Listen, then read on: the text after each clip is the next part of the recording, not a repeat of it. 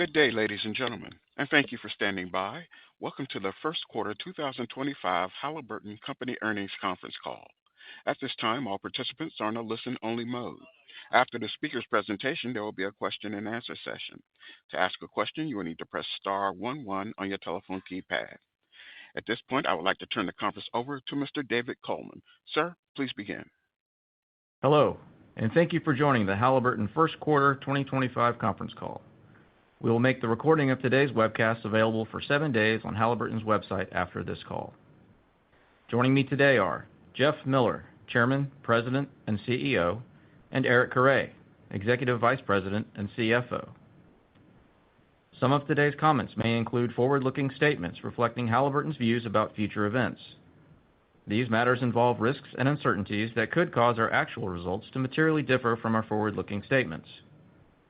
These risks are discussed in Halliburton's Form 10-K for the year ended December 31, 2024, recent current reports on Form 8-K, and other Securities and Exchange Commission filings.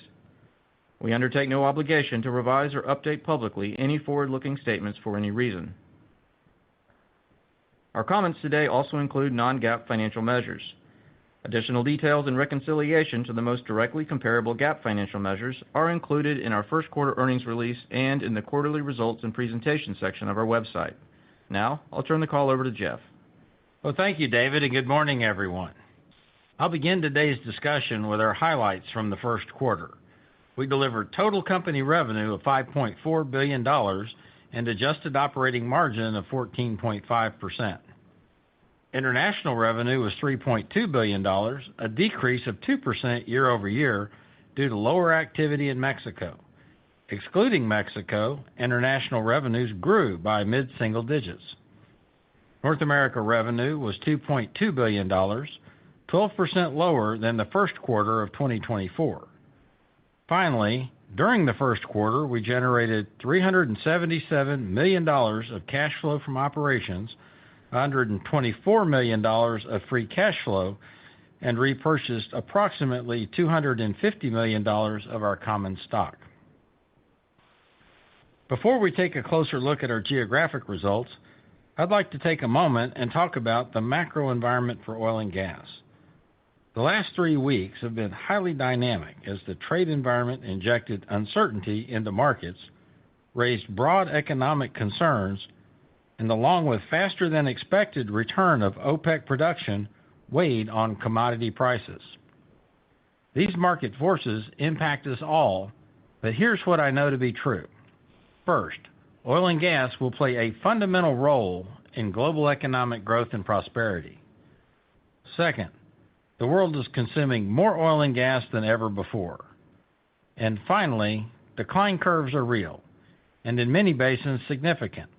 And adequate supplies today do not guarantee adequate supplies tomorrow without ongoing investment. Given these realities, I know that our technology will continue to transform the industry, and it will unlock new sources of value for us and our customers. I know our unique collaborative approach improves outcomes and deepens customer relationships. And finally, I know that safety and service quality form the cultural bedrock of Halliburton, and they are key differentiators to our customers. On that note, I would like to take a moment to thank the Halliburton employees for their outstanding safety and service quality performance last quarter.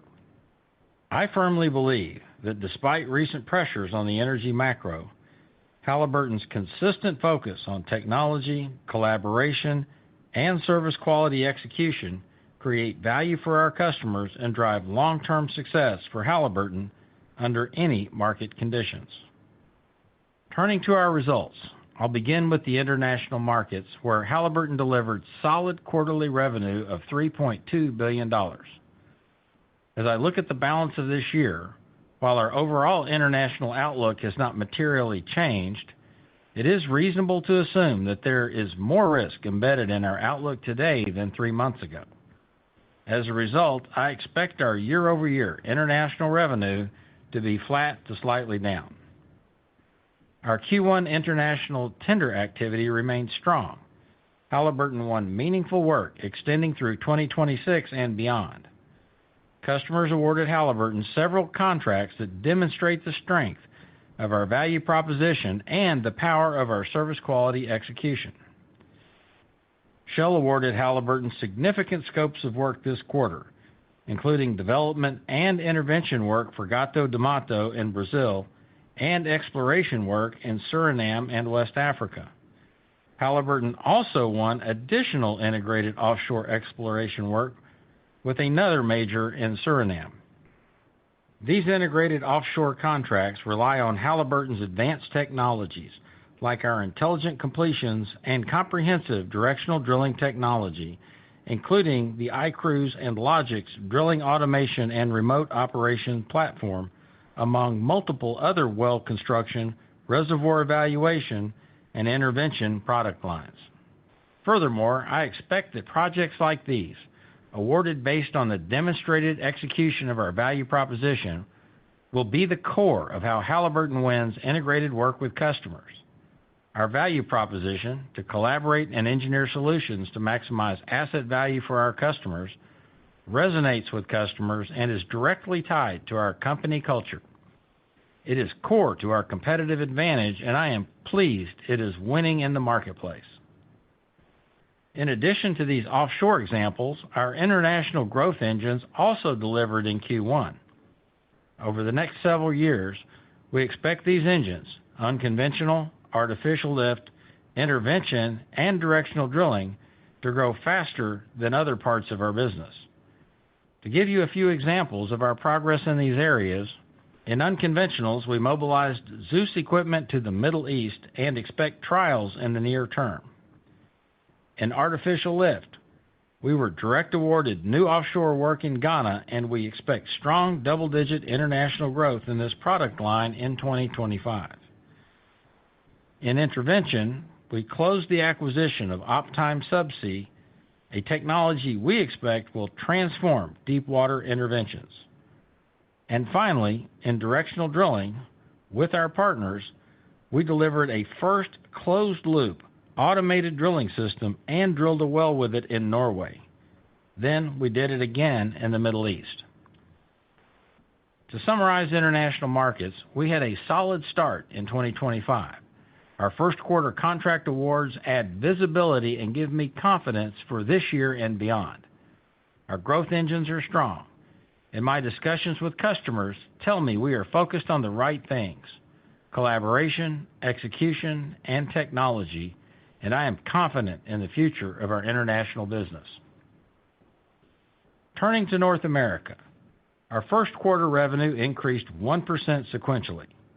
Seasonal increases in frac activity were offset by seasonal declines in Gulf of America completion tool sales. Looking forward, many of our customers are in the midst of evaluating their activity scenarios and plans for 2025. Activity reductions could mean higher than normal white space for committed fleets, and in some cases, the retirement or export of fleets to international markets. Nevertheless, I expect Halliburton to outperform the North America services market, and I believe this because our clear strategy to maximize value in North America has demonstrated success under a variety of market conditions. Our Zeus fleets, which represent more than 40% of our overall frac fleet, operate under term contracts. And finally, our technology is highly differentiated and drives value for our customers.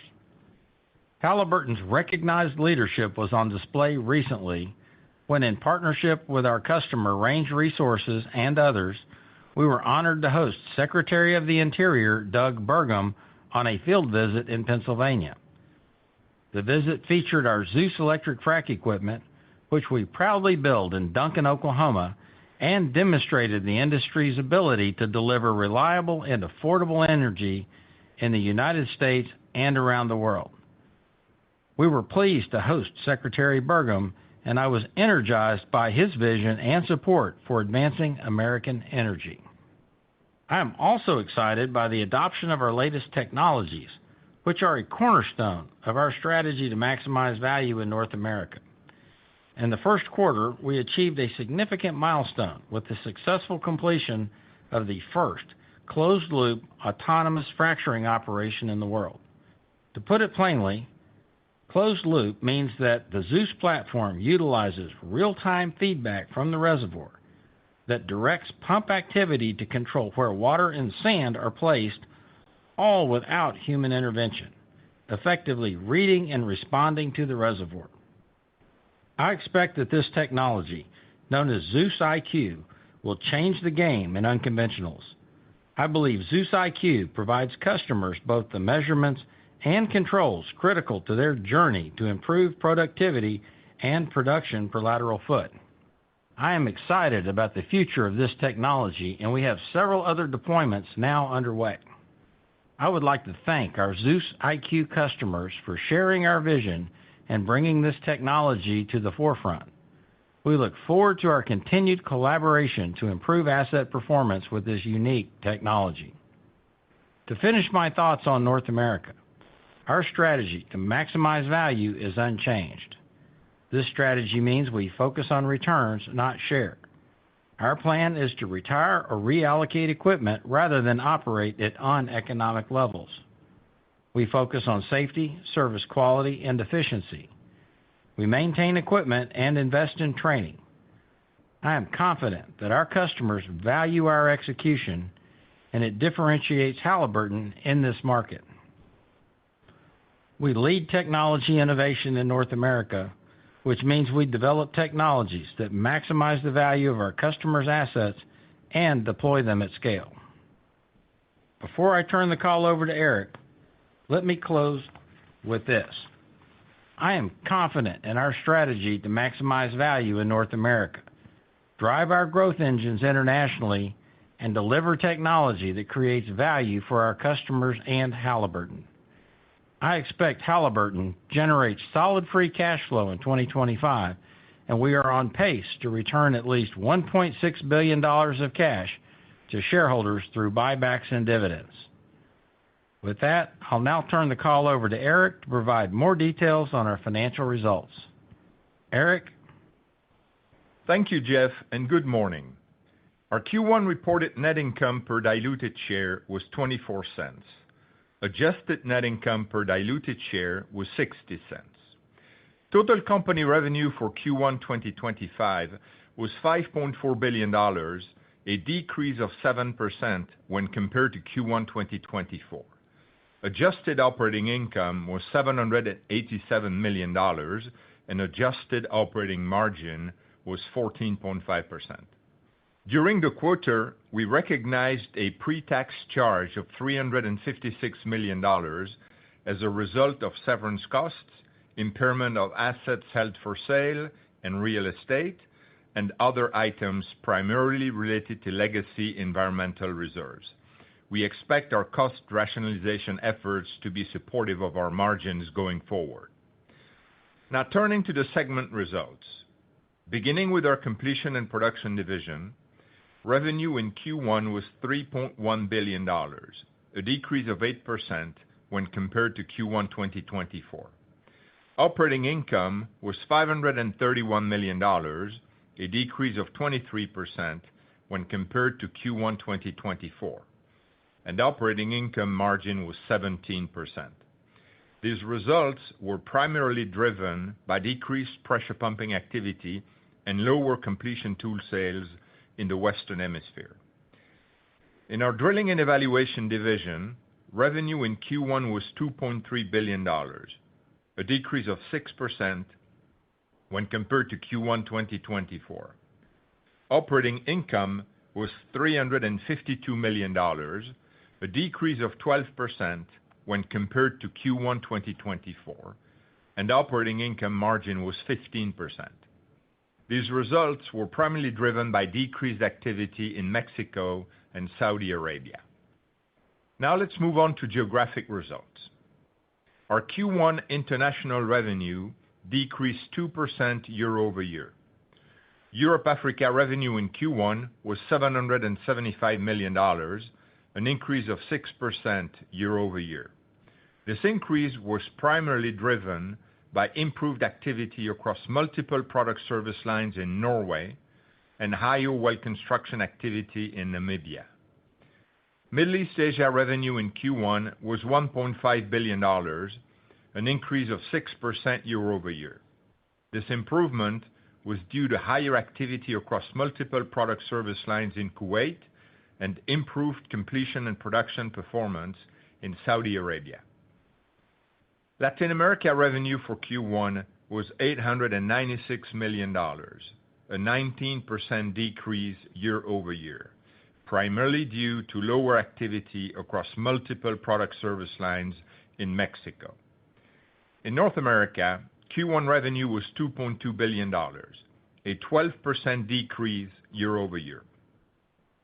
This decrease was primarily driven by lower stimulation activity in U.S. land and decreased completion tool sales in the Gulf of America. Moving on to other items. In Q1, our corporate and other expense was $66 million. We expect our Q2 corporate expenses to be about flat. In Q1, we spent $30 million, or about 3 cents per diluted share, on SAP S/4 migration, which is included in our results. For Q2, we expect SAP expense to be about flat. Net interest expense for the quarter was $86 million. For Q2, we expect net interest expense to increase about $5 million. Other net expense for Q1 was $39 million. For Q2, we expect this expense to increase about $5 million. Our normalized effective tax rate for Q1 was 22.1%. Based on our anticipated geographic earnings mix, we expect our Q2 effective tax rate to be approximately 23%. Capital expenditures for Q1 were $302 million. For the full year 2025, we expect capital expenditures to be about 6% of revenue. Our Q1 cash flow from operations was $377 million, and free cash flow was $124 million. Moving on to other items that will impact free cash flow, we're following the trade situation closely. While the situation is fluid, our initial estimates are for an impact of about 2 to 3 cents per share in the second quarter, which is included in our guidance. We will provide an estimate of the full year impact next quarter. Now, let me provide you with comments on our expectations for Q2. In our completion and production division, we anticipate sequential revenue to increase 1 to 3% and margins to remain approximately flat.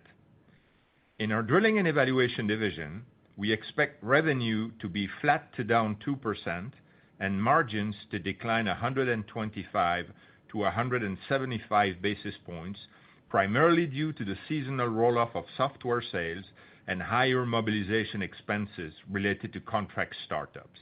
I will now turn the call back to Jeff. Thanks, Eric. Here are the key points I would like you to take away from our discussion today. While there is more uncertainty in the market than there was 3 months ago, Halliburton's consistent execution of our strategy has driven results that give me confidence that Halliburton will continue to outperform. In international markets, we had a solid start in 2025 with significant contract awards and strong delivery on our growth engines. Our value proposition resonates with customers, and I expect it to deliver further incremental wins throughout the year.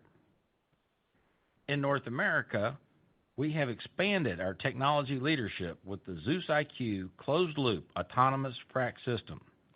I am confident our unique technologies and high percentage of contracted fleets will drive our outperformance in the North America market. Finally, I firmly believe Halliburton's consistent focus on technology development, collaboration, and service quality execution will create value for our customers and drive long-term success for Halliburton and our shareholders through any market. And now, let's open it up for questions. Thank you. Ladies and gentlemen, if you have a question or comment at this time, please press star 11 on your telephone keypad. If your question has been answered or you wish to remove yourself from the queue, simply press star 11 again. Again, if you have a question or comment, please press star 11 on your telephone keypad. Please stand by while we compile the Q&A roster. Our first question or comment comes from the line of Neil Mehta from Goldman Sachs. Your line is open, sir. Yeah, good morning, Jeff and team, and thank you for the time here. A couple North America questions. Morning, Jeff. A couple more North America questions. You spend a lot of time with your customer base in between these calls, and we've had a lot of volatility in the last couple of weeks. But as you think about U.S. activity through the balance of the year, if we stay in this type of commodity price environment, how do you think about the rig count and the completion count, and what type of oil price do you think would really change customer behavior in a meaningful way? Yeah, thanks, Neil. Look, I think that customers right now are working through that. I mean, a lot's happened in 3 weeks. It's been a busy 3 weeks from a commodity price standpoint and also tariffs and what that might mean. So, yeah, talk to customers all of the time, but what we really see are customers, digesting information. I think duration is a part of that thinking as well. And so, look, when I think about the market in activity sort of in the 60s, I think some important things are going on. One, from our perspective anyway, the market's not building new equipment. So I think that we're in a good place there. I think that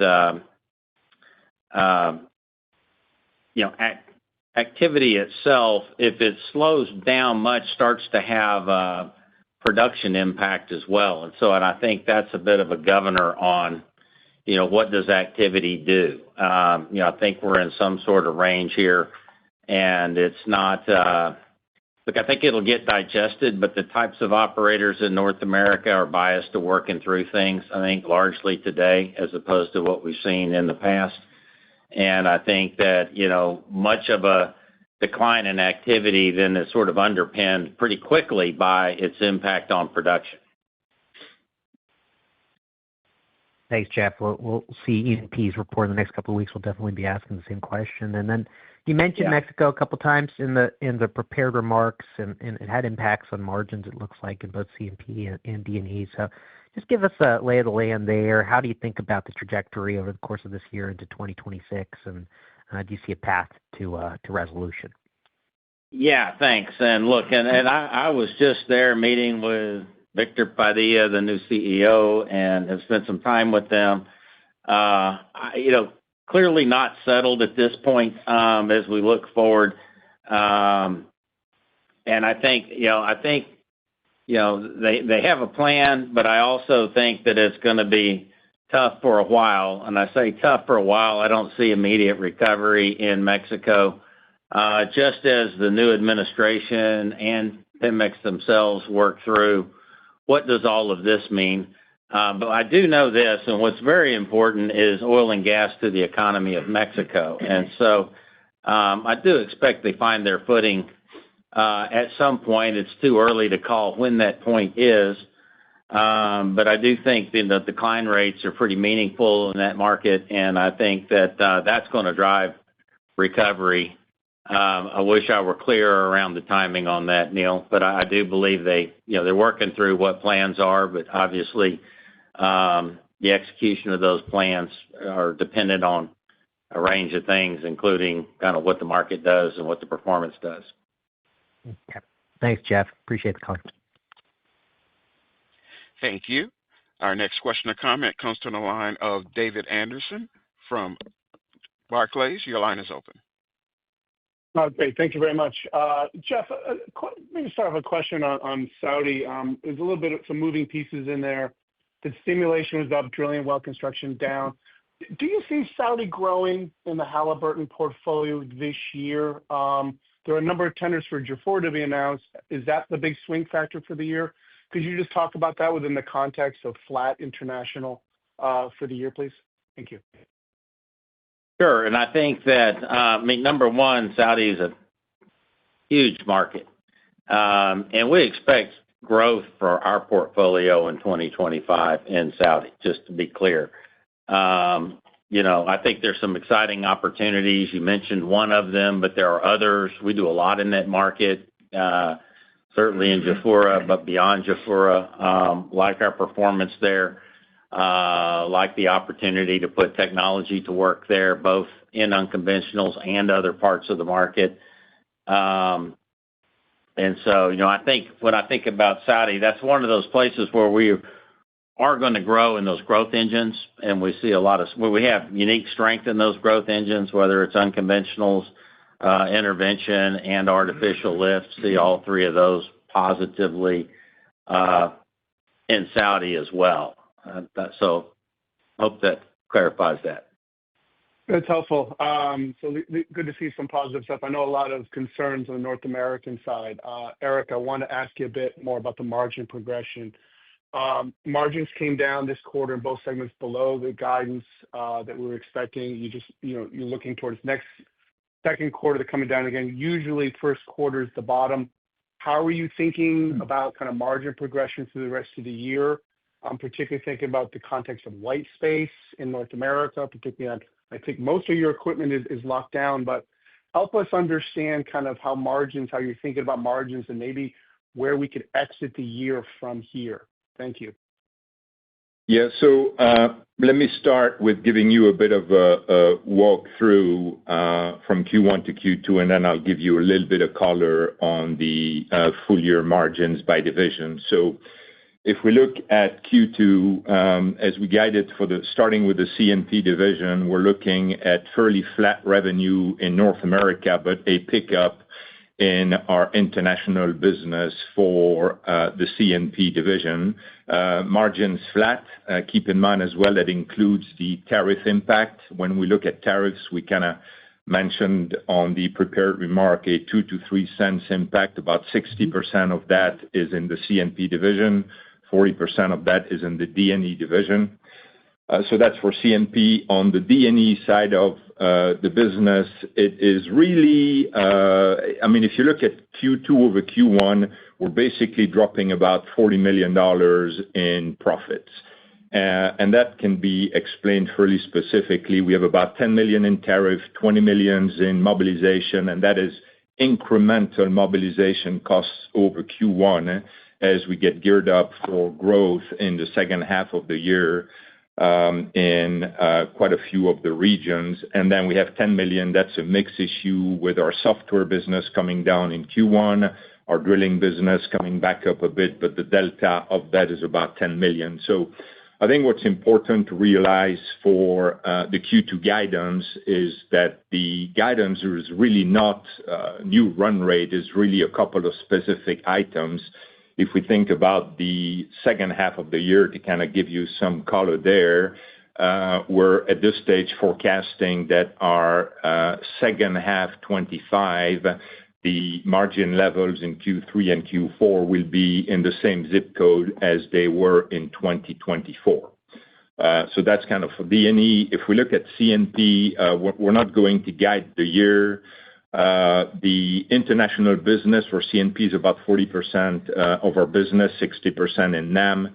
As Jeff mentioned in the remarks and in a couple of comments here, we're expecting our growth engine to perform really well in the international market. That's on the intervention, lift, unconventional.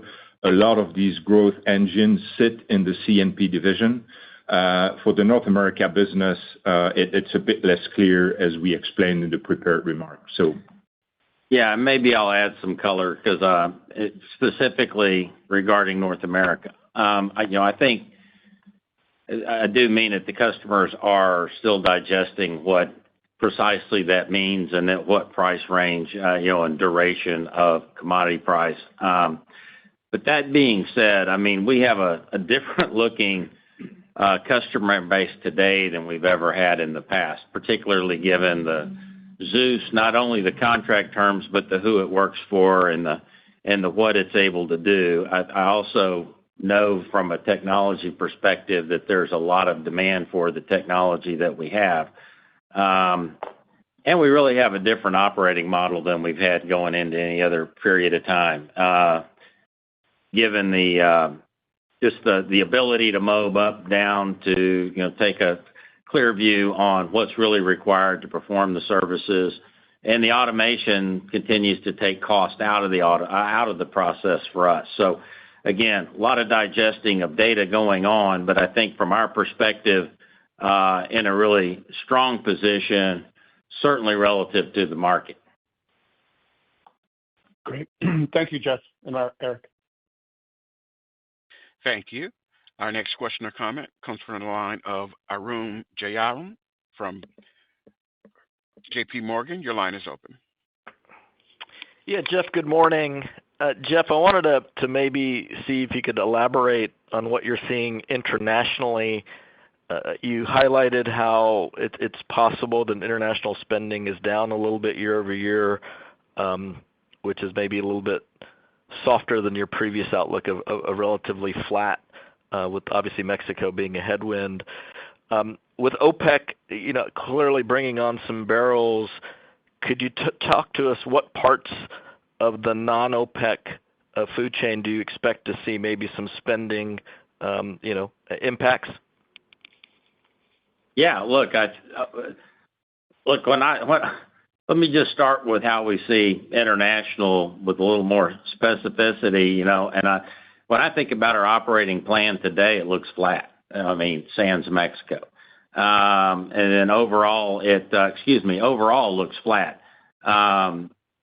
with Mexico in there. But the key is we do see a bit more risk creeping into the models in the last 3 weeks, or certainly the last 3 months. But when I think about non-OPEC parts of the world, Norway, we see a lot of activity. We see solid growth there. We've been quite successful in Brazil. This is where some of the mobilization cost is, both for P&A and for integrated drilling. And then talked about the Shell integrated projects and other operators in Suriname. So, it's really the deep collaboration model that I'm describing that is gaining work, and just winning and developing different types of relationships. So when I think about how do we land there, look, I see the second half of the year, Europe and Africa making the biggest jump in Q3, and that's with contract startups, and we see the Middle East growth engines, having an impact there, or the growth engines in the Middle East. And then in Q4, Latin America has a pretty stout uplift as well, just because we'll see the full quarter of the contract startups that we're mobilizing for in Q2 and that I described. Great, that's helpful. Maybe one for Eric. Eric, I wanted to maybe zero in on the cash flow statement. You announced a $345 million equity investment. Looks like a minor acquisition.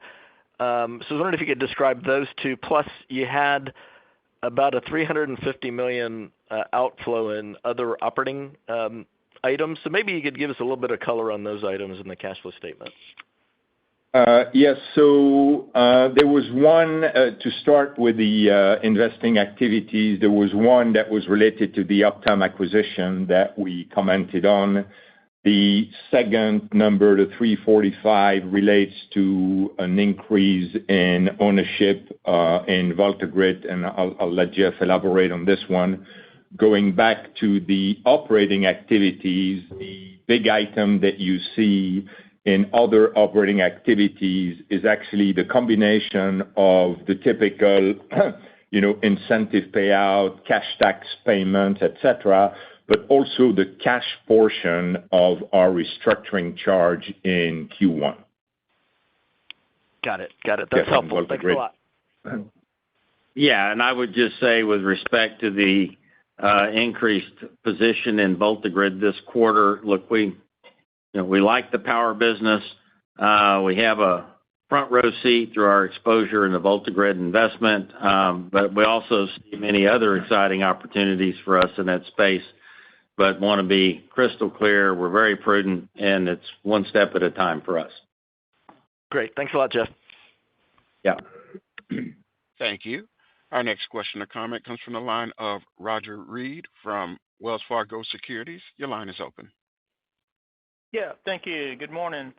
I was hoping, Jeff, you could come back and give us a little more on the North American market and how Zeus and how you think Zeus IQ really ought to work in terms of, you mentioned earlier, a changed customer mix a little bit, but how we should think about, if you want to call it a growth opportunity, maybe not right now, but the way to sustain margins through this, kind of softer period. Well, look, thank you. And the key to Zeus IQ is it's things we have been working on for some time. So in some ways, it's a culmination of Octave Auto Frac, Sensory, the ability to read the reservoir, control the equipment, and then analyze in real time. I say analyze, but solve for that in better than real time at the pace of AI time. Solve for where does the sand and the water need to go. And look, this precisely addresses what kind of the greatest challenge is in hydraulic fracturing, which is how to improve recovery rates and almost under any conditions, meaning rock we know over time degrades. Okay, the best rock gets fracked first. But how does that get read and manipulated and addressed in a way that creates better outcomes? And this is really important technology, and the types of customers that are taking it up are the kind that have a very long view of North America, clearly appreciate the importance of recovery over a long period of time. And yes, I think it drives growth in even this market. We actually put a new Zeus fleet to work in Q1. And I think that it creates not just stickiness, but clearly it creates more value, which is value that accrues to us. Appreciate that. Eric, maybe a question for you on how we should think about uses of free cash flow in this environment. So obviously dividend priority, but how are you thinking about the share repurchase side of things, and what's the right way for us to think about that with the updated guidance? Yes, I mean, at this stage, obviously, with the updated guide, we're looking at a overall free cash flow for the year, which is on the kind of lower end of what we had given some color on in Q1. But I really don't see anything today that changes our perspective on cash returns and buyback. So we're still on a pace that is very similar to what it was last year. Appreciate that. Thank you. Thank you. Our next question or comment comes from the line of Saurabh Pant from Bank of America. Your line is open. Hi, good morning, Jeff and Eric. Morning, Saurabh. Jeff or Eric, maybe I want to start with the tariff side of things. I know you said 2 to 3 cents impact on the second quarter, and we'll get more color on the back half later on as you get more visibility, right? But maybe you can elaborate a little bit on what businesses, what exact components, or maybe I'm thinking businesses like chemicals and Bayreuth specifically. What parts of your businesses are seeing the most impact from tariffs, and how are you looking to mitigate that going forward? Yes, I'll take that one, Saurabh. So as we said, it's really early days. So we have reasonable visibility of what is going to happen in Q2, and that is about an impact of 2 to 3 cents. And as we indicated, we are doing a lot of work on mitigating the impact of tariffs. We have a well-diversified supply chain. We have a lot of levers we can pull. But really, to be more clear in terms of the overall impact, we need a bit more clarity and stability in the structure of tariffs so that we can really understand what levers we can pull and then what the overall outcome is going to be. So there's just a lot of moving parts right now, and I think we'll be able to give you more color in 3 months from now. In terms of the impact of product lines, I'm not going to go into a lot of details, but broadly speaking, we're looking at about 60% in C&P with some impact on our lift business, some chemicals, etc. 40% on our D&E business. You're looking at parts like collars for drilling and gun bodies for our perforating business. that's the type of components that are being affected by tariff at this stage. Okay, perfect. Eric, a quick clarification on that. I think in response to a prior question, you said for margins, D&E, you think 3Q and 4Q margins can go back to the same zip code as last year. Does that include any of the tariff impacts reversing? Broadly speaking, yes, with what we know today. Yeah. Okay, perfect. I got it. And then, Jeff, quickly, one for you on the international side of things. If I'm doing my math right, it sounds like Mexico might have been down 70-75%, which is a massive number year over year, right? But excluding that, I think you said mid-single digits, rest of international, right? It's pretty healthy growth considering the environment we are in. Maybe talk to what countries, what regions drove that growth, Jeff, and what should we expect from those regions going forward? Yeah, look, I think I mentioned that, but I think, we'll see the solid jump in Europe, Africa in Q3 as we start a number of contracts. Middle East, I expect our growth engines are kicking in as well, whether that's intervention, which is an important business for us in the Middle East, as well as, some activity startup around lift in new countries. Again, we expect that, that's a meaningful part of our business and it's continuing to grow. And I think that we'll continue to see activity around drilling. And I've described some of the drilling technology, but that's becomes more and more meaningful.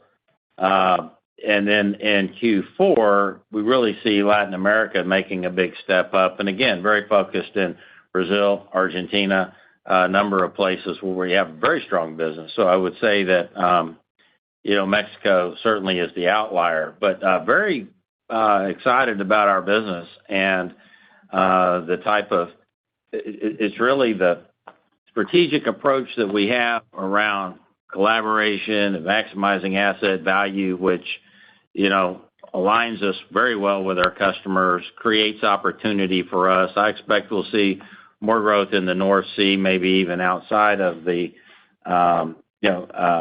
Norwegian sector. So I think that, for us, we see a great opportunity in the second half of the year.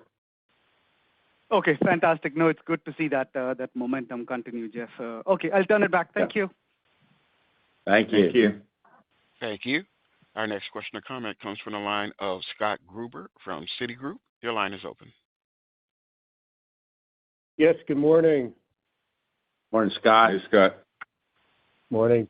Jeff, you highlighted, some emerging risks to second half activity. Eric, you reiterated CapEx being about 6% of sales. Obviously, there's a bit of risk to sales. But, at 6% of sales, your CapEx is still trending above DD&A. Can you just speak to, the need for spending, above DD&A? Is that really helping to drive the share gains that you're targeting? And what factors would cause you to adjust that rate of spend? I realize second half spending more impacts, your fleet of tools in 2026, and therefore reflects the 26 outlook. But what factors would cause you to kind of reconsider the rate of spend in the second half? Yeah, so a couple of things on CapEx. So there is a somewhat of a self-regulating element around CapEx as we look at it as a percentage of revenue. So as revenue fluctuates over time, the dollar CapEx spend adjusts to it. And I'm saying over time intentionally in the sense that there is a time element there. Like most of the CapEx that we are going to spend in 2024 is the result of orders that were placed in 2024. So there's, it takes time to kind of adjust things. And we're probably not going to be able to adjust very much if the activity ends up changing. And as we said right now, most of the international CapEx we're seeing still the activity fairly flat. So if we adjust, we'll start adjusting really for 2026. The other thing to keep in mind as well that we have not qualified either is a potential impact on the CapEx number coming from tariffs as some of the parts get incorporated into the capital build. Got it. Yeah, I guess I would follow that. Just a little bit of addition around that in terms of, the technology that's generating the outperformance, whether it's in IWI or these growth engine areas. I mean, we are allocating capital to those things that are growing. And so we're very, very thoughtful about that. And that will allow us to adjust capital up and down over time. And so, I would expect that we continue to be effective allocators of capital sort of under any conditions here. I got it. Appreciate it. And turning back to VoltaGrid, what's the end game here with VoltaGrid?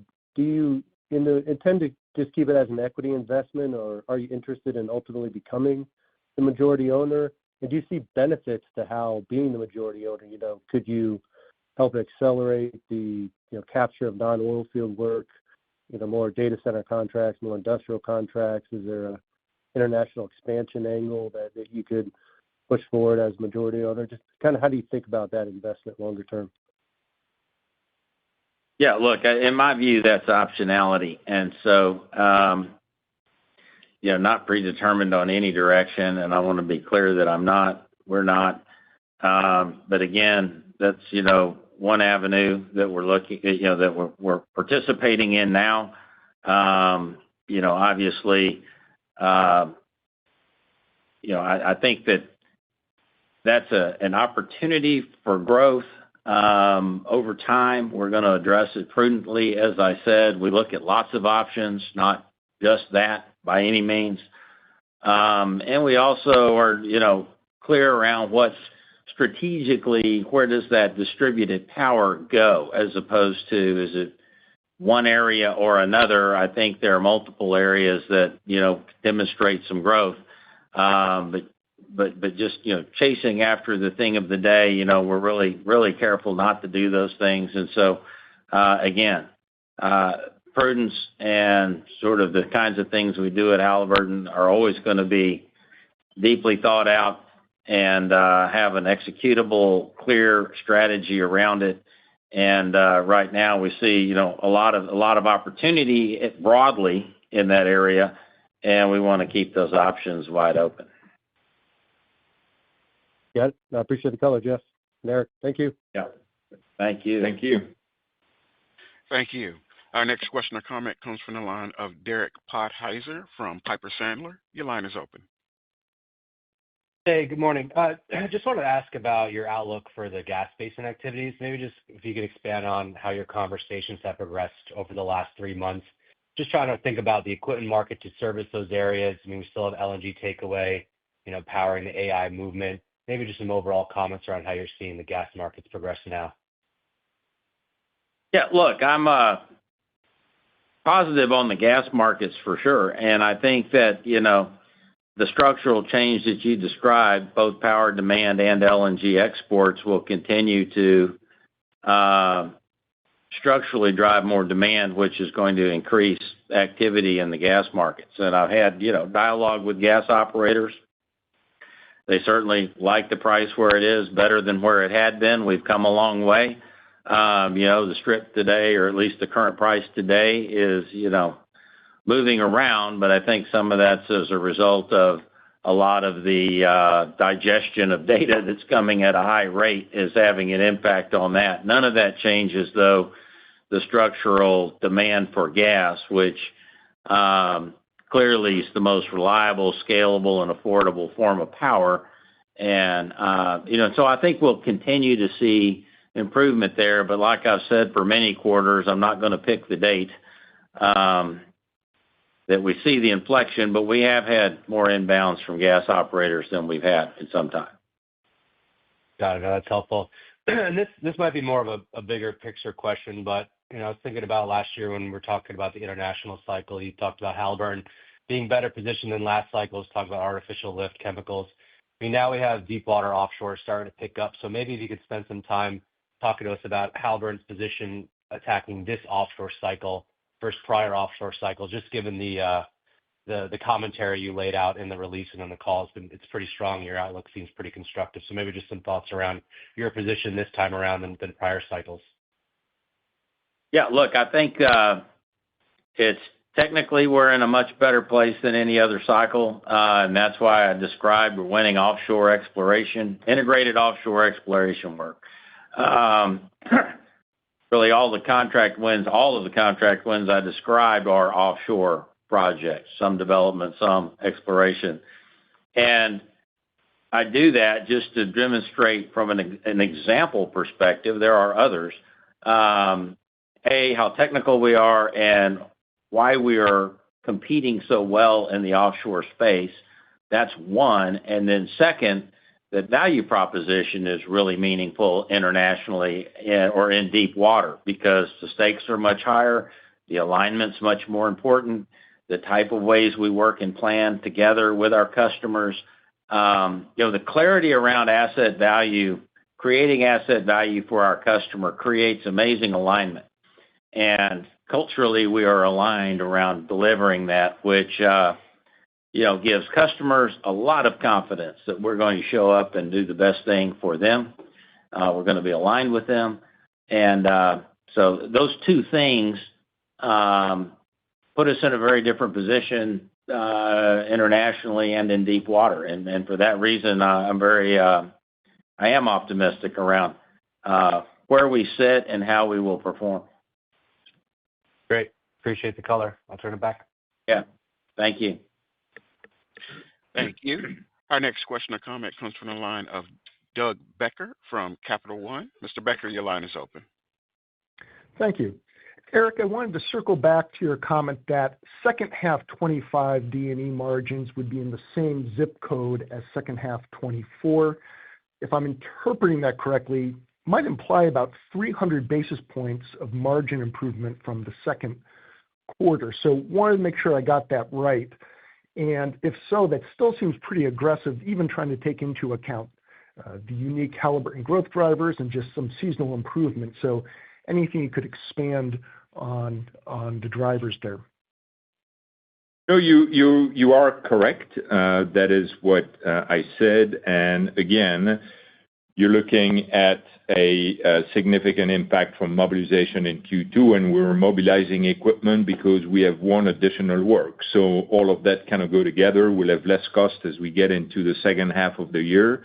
We'll have incremental work that we're mobilizing for. So that's what our operational forecast, tells us at this point in time. Does that assume any decrease in activity in the second half? That includes, it reflects the forecast that we are seeing right now in terms of the top line. As Jeff indicated, there is obviously more uncertainty because of the macro picture right now. So if the macro picture has significant impacts on the international market, then that will differ, but that's not what we're seeing at this point in time. Yeah, understood. Nor is that the feedback we're getting from customers internationally. That feedback is much clearer. Got it. And then just very quickly on the severance charge, over $100 million in the first quarter. You had a $60 million or so severance charge in the third quarter. Just any color on how that might be helping on the margin front going forward? Yeah, overall, I would say that it is included in the guidance that we're giving. So that's how it will materialize itself. And then you can think about the overall severance impact to have a payback of less than 1 year. Okay. Got it. Yep. Thank you very much. You're welcome. Thank you. Our next question or comment comes from the line of Stephen Gengaro from Stifel. Your line is open. Thanks. Good morning, everybody. So two things for me. I think the first, when we think about sort of the evolution of the pressure pumping business over the last 5 to 10 years and the increased probably resiliency in margins, can you talk about what you're seeing right now, kind of on the pricing side, and maybe even if there's any color you could give on how these longer-term contracts that are in place on the e-fleets, may or may not kind of reprice on a quarterly or annual basis? Are there any color you can give us there as we think about margin progression in C&P? Well, look, we've continued to extend these contracts sort of throughout, and they continue to be price consistent with the value that they're creating, including the technology that I've been describing. So, look, I think that it is a much more resilient market for us, and that is from a strategic perspective is why that happens. I was pretty clear in my remarks in terms of what maximized value looks like. And so, I think it'll be it's competitive, but at the same time, we decide a lot of what we do, and our view is, it has to make a good return. And so, with 40 and our target 50%, being under contract and being at the high end of the technology range, and the technology that goes with it, I think puts us in a different position. Okay, great. Thank you. And then just a follow-up on the question that came up on VoltaGrid. One of the things that we're trying to understand better around power gen is the differentiation it brings. And given how I think the pressure pumping market has become, if it's a word, decommoditized over the last 10 years, how do you think about something like VoltaGrid and whether that's, a more commoditized service and kind of something that the Halliburton as an entity has kind of been moving away from over time? Yeah, well, obviously, something we think about, and when I think about strategic, obviously I mean competitive advantage, and that's one of the reasons we have a front row seat. But before we take any steps, I'll have to be crystal clear on how that competitive advantage is sustainable over the long term, and which is precisely what I told you about frac in terms of we were committed to a differentiated business. We believe that technology drives sustainable differentiation in our case, given the investment in it. And so view that the same way, and ergo the reason we're sitting where we are. Okay, great. Thank you for the color. Thank you. Thank you. That concludes the Q&A session for this. I would like to turn the conference back over to management for any closing remarks. Yeah, thank you, Howard. As we close out today's call, let me close with this. Look, I'm confident in our strategy to maximize value in North America, drive our growth engines internationally, and deliver highly differentiated technology that creates value for our customers and Halliburton. I expect Halliburton generates solid free cash flow in 2025, and we are on a pace to return at least $1.6 billion of cash in 2025. Look forward to speaking with you next quarter. Ladies and gentlemen, thank you for participating in today's conference. This concludes the program. You may now disconnect. Everyone, have a wonderful day.